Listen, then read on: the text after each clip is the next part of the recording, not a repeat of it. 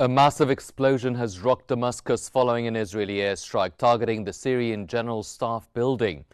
That comes as intense security measures were deployed around the site after the direct hit. Reports indicate casualties resulted from the strike, with security sources confirming deaths and injuries in the attack on Syria's Ministry of Defense. Israeli media further claimed that the Israeli military also targeted the Syrian presidential palace in Damascus, marking a significant escalation in strikes against key Syrian government facilities.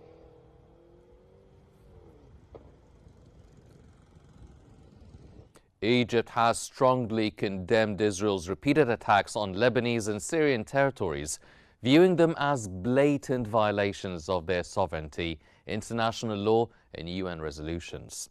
In a statement by the Foreign Ministry, Cairo emphasized the critical importance of respecting both nations' sovereignty and territorial integrity, rejecting any interference in their internal affairs. That comes as these ongoing Israeli violations exacerbate regional tensions, undermining stability amidst crucial Egyptian-backed international de-escalation efforts.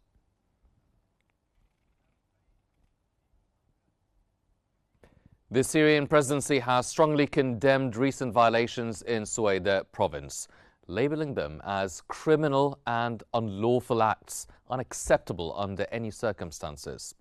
The presidency is closely monitoring these distressing incidents, emphasizing their complete contradiction to Syrian state principles.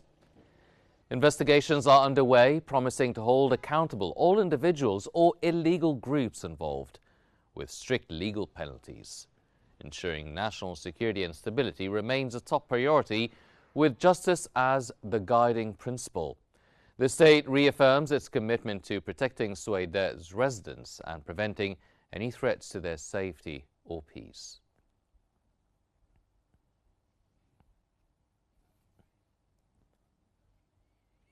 The Syrian Arab news agency has reported that the Israeli Air Force launched an attack on Damascus, targeting a Ministry of Defense building. This strike coincides with ongoing clashes between Druze and Bedouin tribes in Sweida province.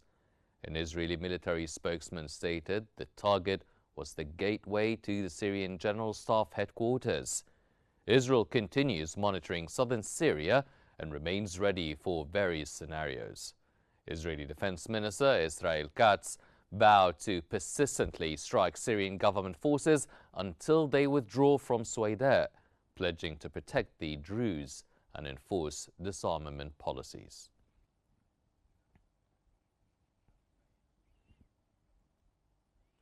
The Syrian Ministry of Defense has announced that outlawed groups attacked army and internal security forces in Sweida despite a ceasefire agreement with local leaders. That came as renewed clashes erupted, accompanied by heavy artillery and mortar shelling on the city and nearby villages.